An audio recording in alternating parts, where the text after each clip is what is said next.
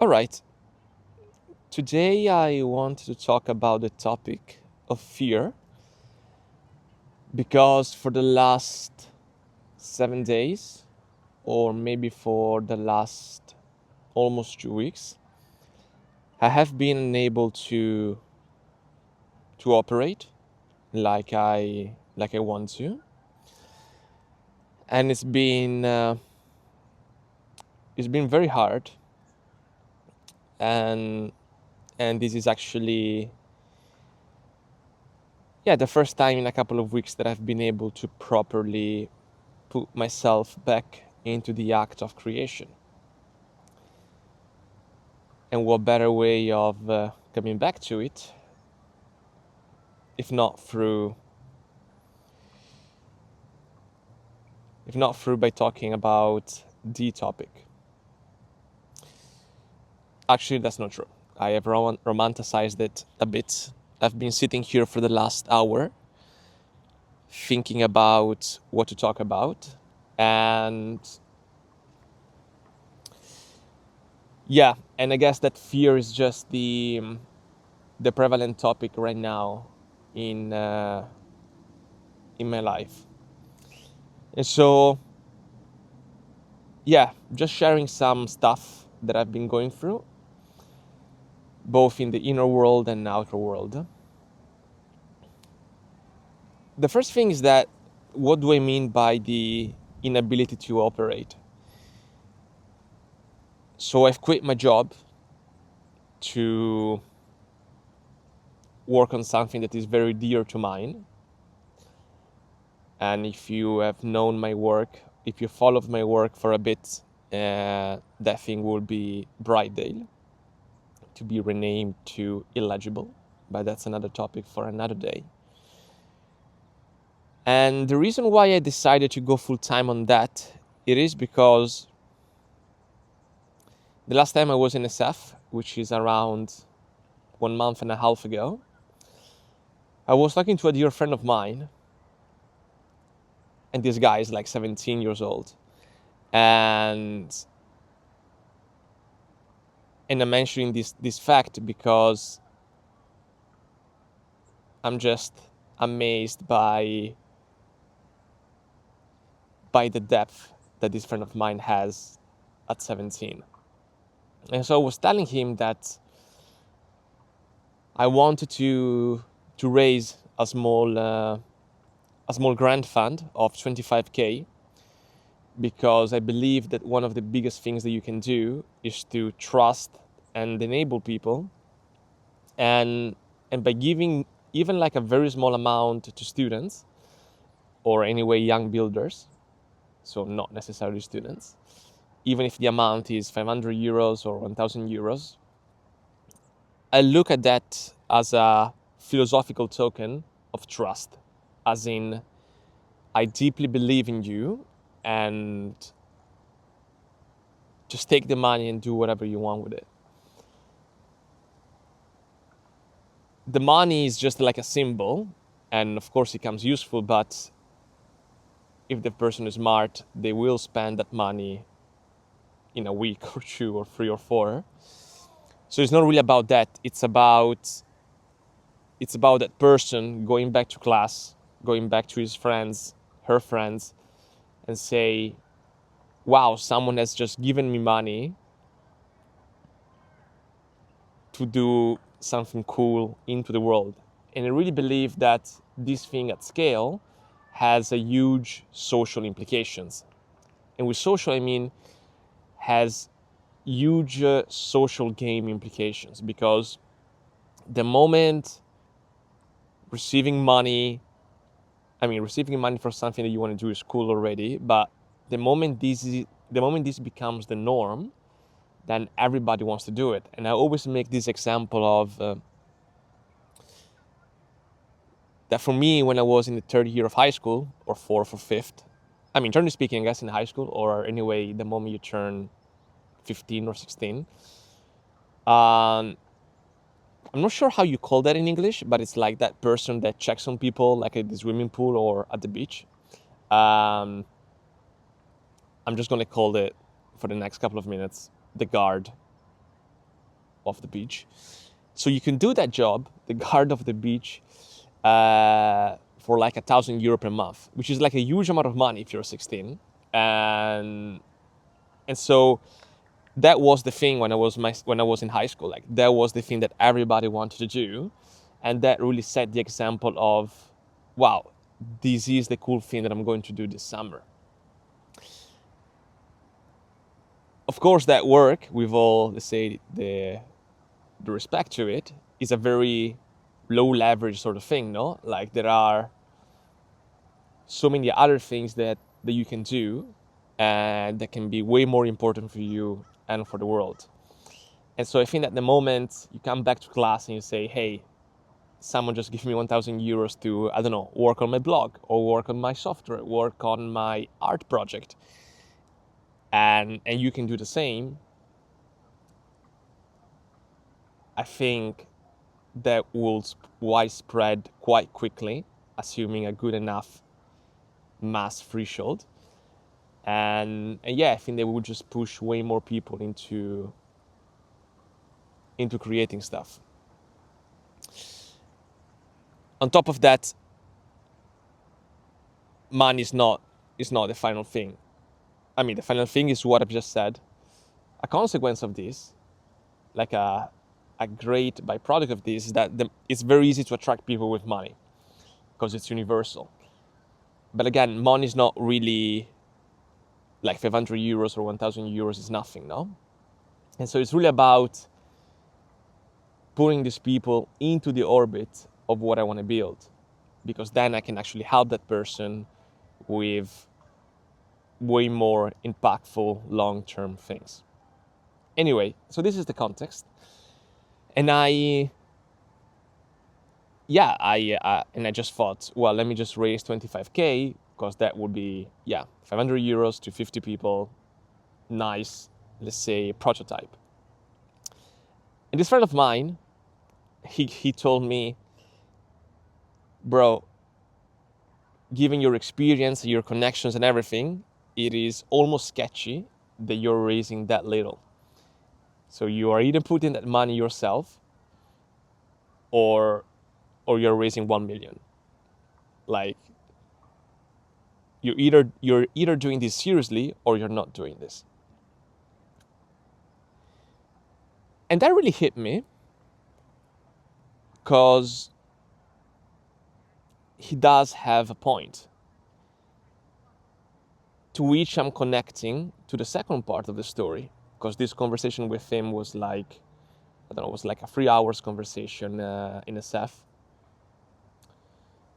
And he was asking me, so what do you want to do? Like, not what's the end goal, because he doesn't really think in that way, but it's like, so what is it that you want to build in general? So I told him, and I'm like, I just want to build a place where people can do what they want to do. Some sort of Hogwarts for the real world. Just imagine this beautiful mansion in nature, or I call it the School of Mutants for youngsters, if you've seen the X-Men. And it's like this beautiful mansion in the middle of nowhere, and people there are taught their mutations or their magic if you're at Hogwarts. And it's just this amazing place where special people, or actually ordinary people, can do special things, and in the act of doing so, do special things for the world. And then he told me, well, if you want to do a place where you do what you want to do, then you're not really embedding those values into the world, because you know what you want to do, but you're not doing what you want to do. So if I am a student at this place, at this school or whatever, how can I trust you if you're not embodying what you're preaching? And so I came back home that day. It was sunset time, and I look out of the window of my Waymo, and it just felt like a scene from a movie, because I thought, fuck, this guy is just fucking right. I'm doing literally everything except the thing that I want to do. I've been going into an AI startup. I've been doing this, I've been doing that, I've been meeting people and everything. And I've had this concept in my head for a year, and I've been doing these sort of things anyway, like part-time in a way or the other, but I guess that I've always hidden myself from the world. Like,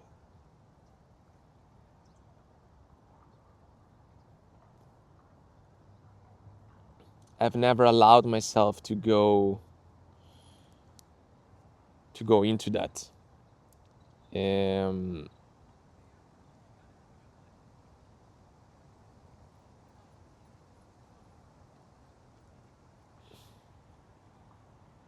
I think that,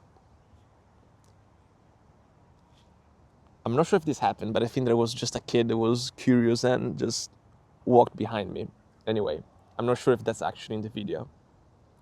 I think that he got scared because he ran away at a certain point. Very funny. And so I thought, okay, fuck, I actually have to do this. So that's when I took the decision to quit my job. And I did it. So came back from SF to Italy. I've waited for my CEO to be back from SF as well a couple of weeks later. I gave my resignation, and beginning of August was my last day at work. And in the meantime, it has been a crazy journey. I mean, not crazy. It's been a wonderful journey because I was really into this momentum of stuff. I was talking about this project to people. I would be starting raising my first money from micro angels and stuff, and everything was going great. But then all of a sudden, I stopped the music. The music stopped, and I was the one who stopped it. And even if there are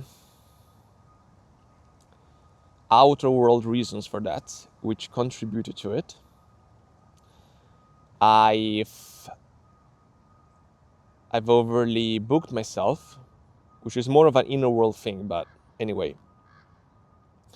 So I was constantly meeting people for the right reasons as well,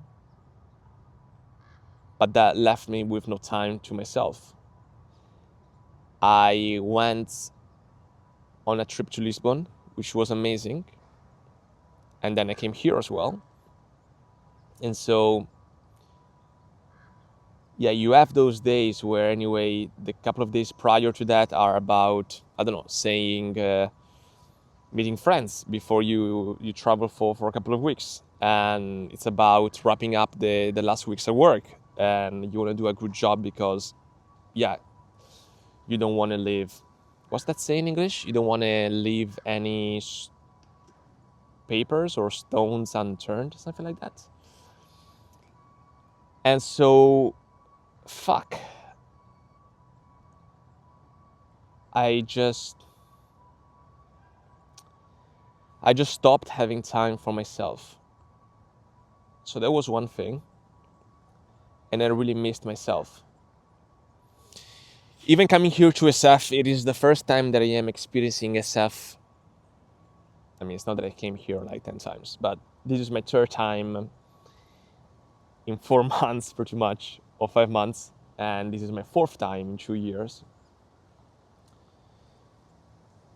And it is the first time where going around, meeting a lot of cool people, going to events, just didn't feel quite right. But the fact that it didn't feel quite right also didn't, it was like a matter of not feeling quite right, because I thought, well, I'm here in SF, this is actually the reason why I came here, to meet people, so otherwise what am I supposed to do, go back to Italy? And so it was all of this self-looping.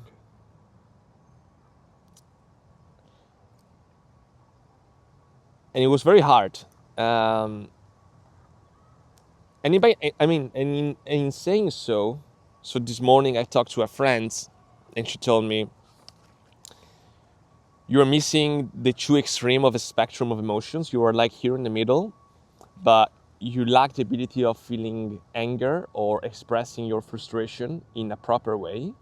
But you're also lacking the ability on the other extreme to basically have a look from the outside at what's happening and just laugh at yourself. Because in a very loving way, she told me, you're an SF, you can just do whatever you want. If you want to stay at home, just stay at home. If you want to work, just work. If you want to meet 100 people, just do. And you have all of these combinations in between. And instead you're blocked in the middle of feeling like a scared puppy. Anyway, this is what I went through in the last couple of weeks. The second reason why I stopped the music is because I have this tendency to fit in, and I have this tendency to think that the things that I am currently doing are not how you are supposed to be doing them, even if they are working. I always look up for, I guess that I am always look up for some sort of literature that will shine a light on how I am supposed to do things. And a good example of this is fundraising. I have carried out a very simple fundraising process in Italy that lasted a couple of weeks. And it was a very simple fundraising process. And the process was reaching out to people as soon as the idea came out. It's like, okay, I need to reach out to Marco and say, hey, Marco, I thought about this. I would really love to have you on board. Are you interested? Or let's have a chat. And so I would meet Marco being a fictitious name. I don't think that nobody under the name of Marco gave me money yet. And so I will go on this walk with him. And I will just talk for 2 hours and a half. I mean, not me. We will talk for 2 hours and a half about education, about shining a light on all of the possible things that you can do in life and all of the unconventional ways that you can do things in life, and about the fact that as of now, basically, we just let people wait until they are 23 to do cool shit, while there is actually no reason for why that needs to happen. Like, we used to do, and people still do great things at 17, because you are, okay, biologically you're still not like a fully formed human, but still, you're an adult pretty much. And instead we basically trust with suboptimal decisions. We basically trust these super young people who still need to discover stuff with super long-term decisions like, oh, well, you're 18 now it's your time to decide whether you want to spend the next 8 years of your life in medicine school, which is, I'm not sure how people can take that decision, unless, of course, you're super aligned with that, but I'd rather see that. And, well, instead, you could just, is there something cool that you want to do? Maybe it's a blog, maybe it's a startup. Okay. Definitely a startup is more of a longer term thing, but it is still like a kind of a quick feedback loop that you can get. Or a community, whatever. Like, we can empower these people to do so much that is aligned with themselves already at that young age, because I see with the people that I work. And anyway, so I will talk with Marco about all these things for 2 hours and a half. And then the person is like, yeah, can I angel ticket this? And all of a sudden I stopped doing this, because I got to around 80K raised. And all of a sudden I thought, well, now that I've raised this amount, I have to do things now in a serious way. Now I have to go for the big tickets. I have to go for an angel that doesn't give me 5K, but that instead gives me 50K, 100K, 500K. And so I need to package this like in a bigger way, in a more formal way. And the moment I started to think that, I stopped the music. Because all of a sudden I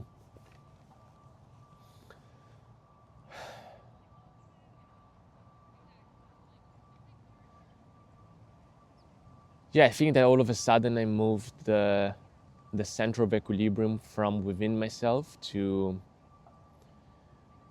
what I thought others would want to hear.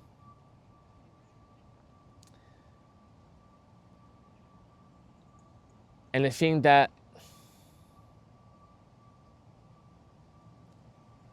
another thing that happened during this fundraise is that all of the people who give me money till now, they did it because they trust me. They did it because they see my vision and they see my passion around it. But they also know that I have no clue how this will play out. I have no proper...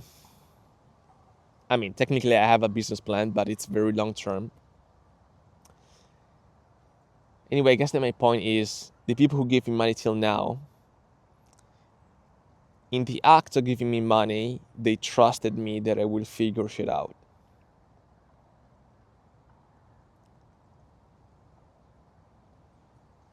Because it's the truth. I don't have my shit figured out. And I really see this as a very long-term stuff. This is not a startup.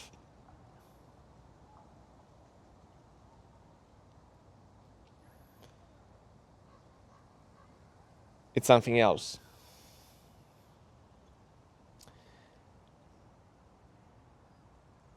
And it's going to take me quite a while to discover stuff, to make it work in ways that I am not able to foresee.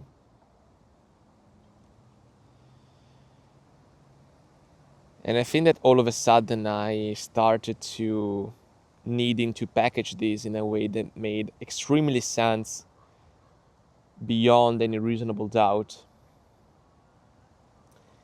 But the reality of it is that I'm not in that position.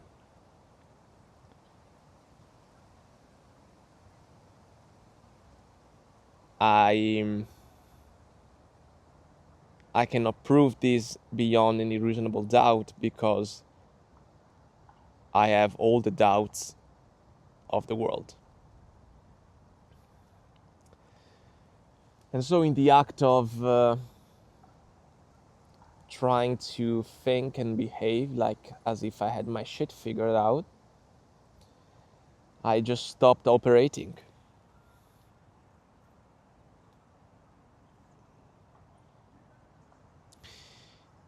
Meaning that I will sit at a computer and after a couple of hours I will be looking back and just think, what the fuck did I do for the last 2 hours?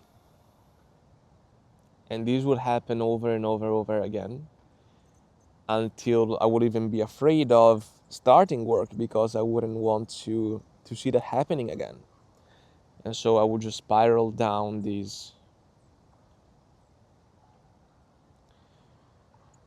loops of avoidance.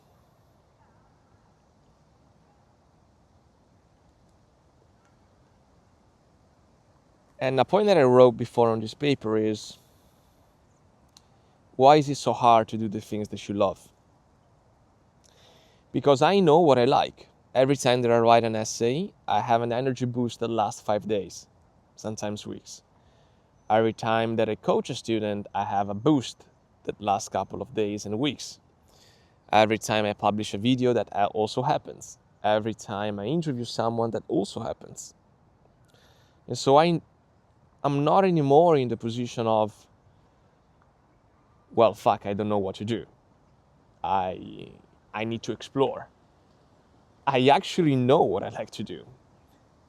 And I have proven myself multiple times that I love to do this sort of stuff.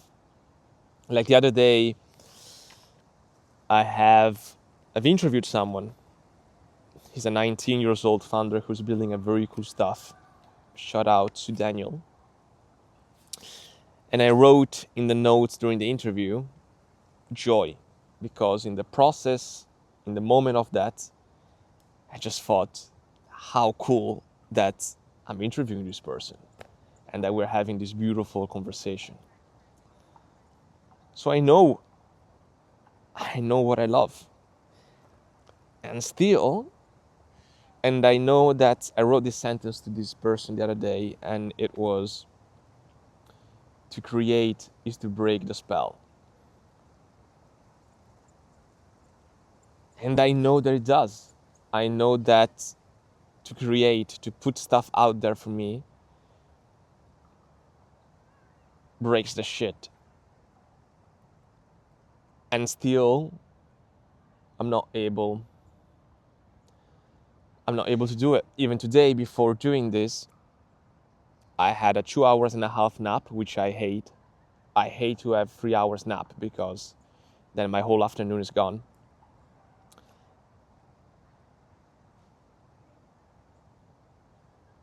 Even to the last minute, I avoid what I know I like to do. And it's like, it's not even about, like an analogy that came to mind is, well, it's like going to the gym where, oh yeah, you suffer, quote unquote suffer, but then you feel great afterwards. Okay, maybe let's say running. I don't enjoy running, but then for real, whenever I go running, then I'm happy that I've done it. It's not even that, because when I do create stuff, I actually love the process. I love writing. I love being in the process of helping people. I love interviewing. So it's not that this is painful to me. I am enjoying every minute of it. And so I'm like, why the fuck is it so hard to do the things that I love?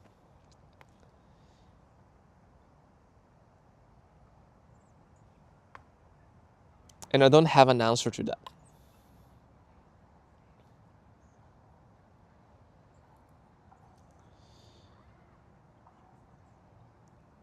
I don't have an answer to that. And I am afraid of, today's Monday, I guess 6 p.m., maybe 6:30. I will maybe publish this today or tomorrow. And we receive a boost from it. It will last 5 days. That will help me do other things that I've been procrastinating for the last few weeks. I will have these 2-3 weeks of extreme productivity, loving productivity,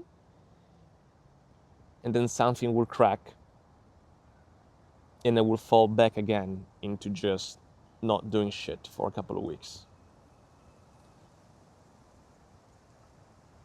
And it's not that, oh well, I don't have batteries, so let me just not do stuff because I'm enjoying not do stuff. No, it's like, I want to do shit.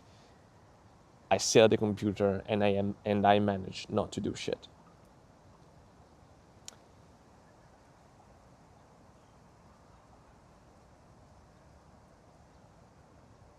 So what could be the reasons for that?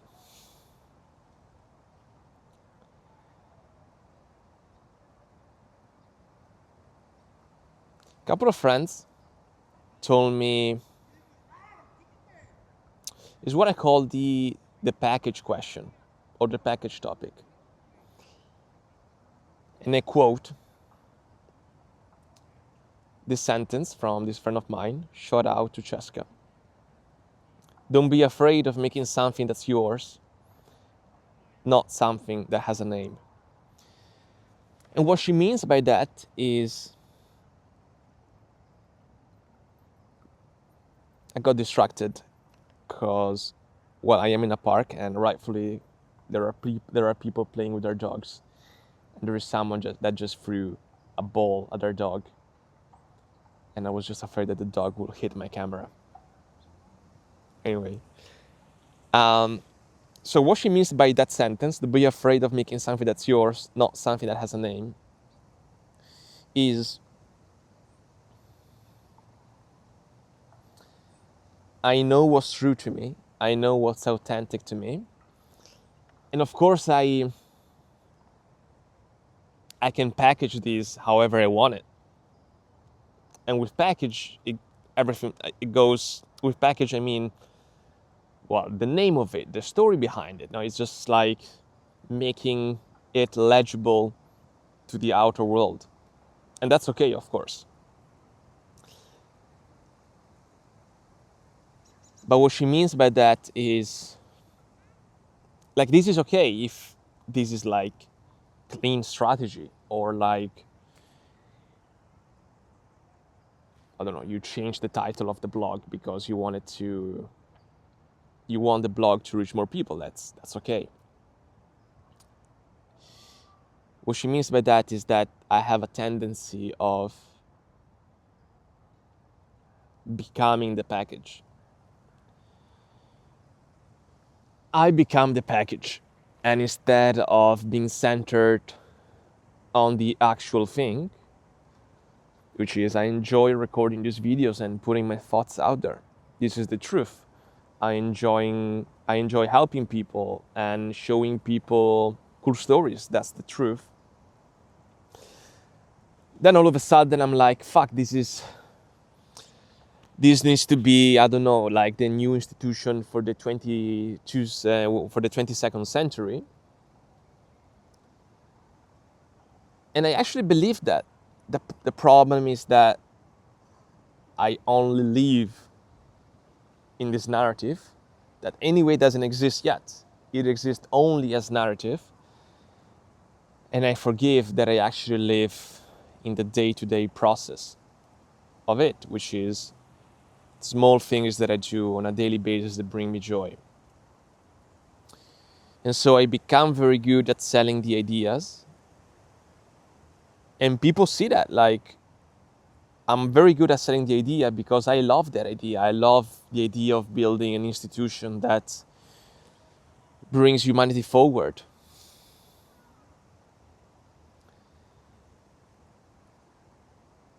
But the problem is when that story becomes 100% of my life and not just the package. Because the story of my life gets lived in the everyday, and it gets lived into the interviews that I do, into the stories that I tell, and into the help that I give. So that's what I should be doing. That's what I want to do, because that's what I enjoy to do 99% of the time. The rest is just noise.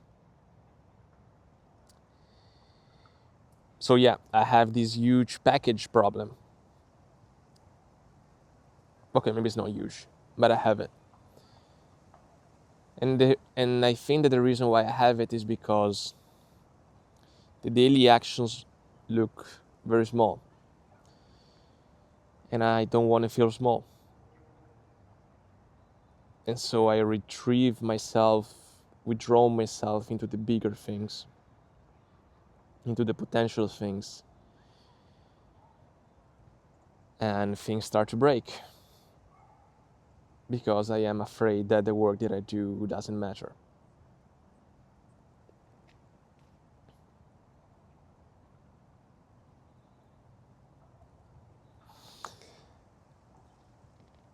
I think I also have a fit-in problem, which is I've been enough into the tech world to be brainwashed by it. And I'm not resentful, since I love many things of the tech world. But now I really have to manage the bad sides of it. And the bad side for me is that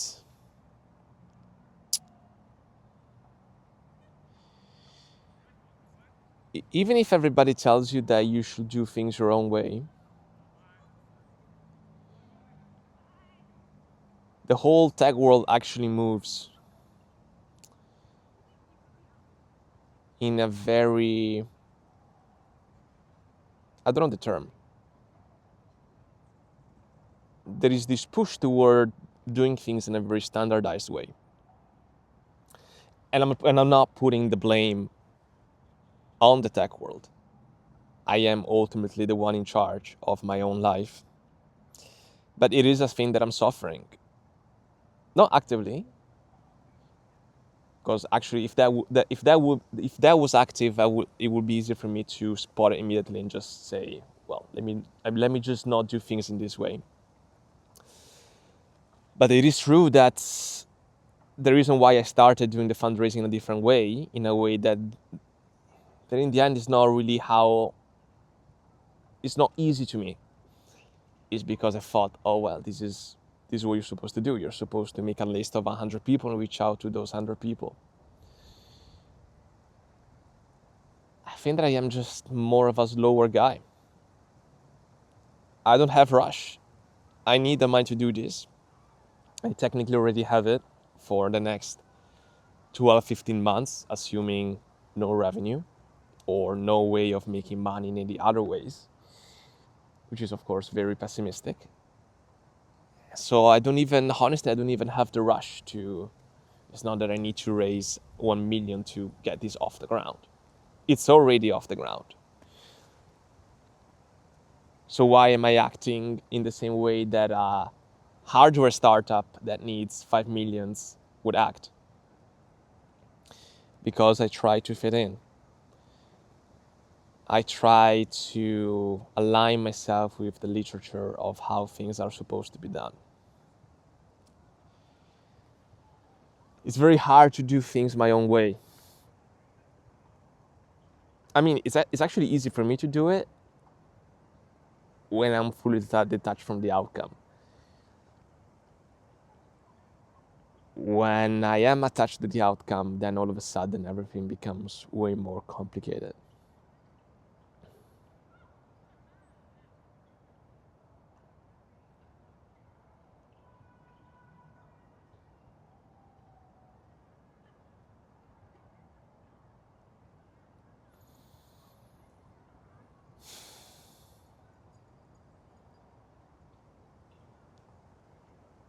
I think I'm done.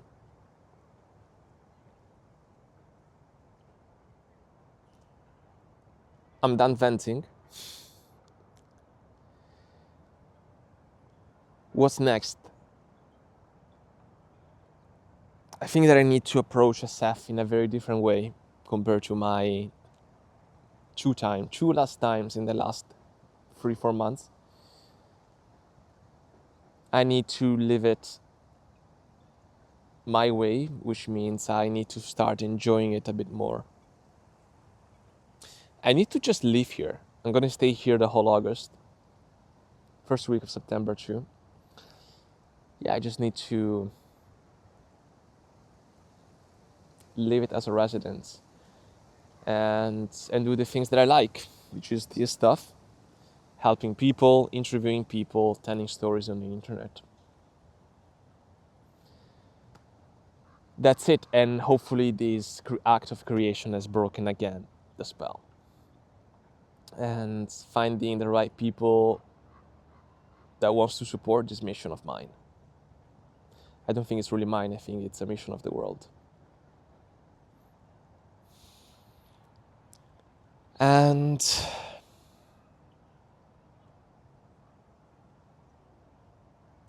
I really need to spend time by myself.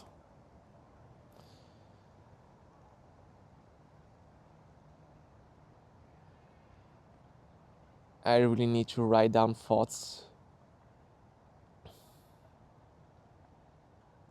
and ask for help. They say that building a business or whatever, creating something, is a spiritual journal, is a spiritual journey dressed up as building something. And I find that very true, because everything comes up, everything leaks. And I really need to ask for more help, because I cannot do this alone. I don't enjoy doing this alone.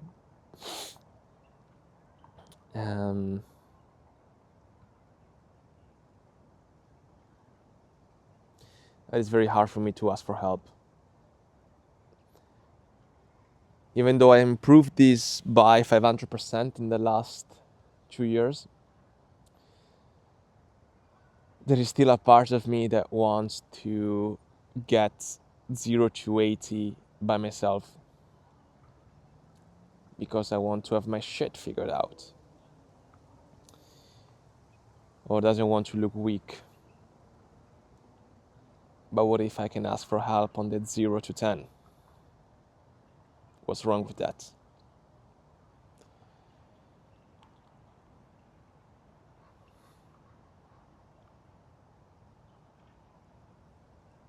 Yeah, that's it. Thanks for listening, and see you next time.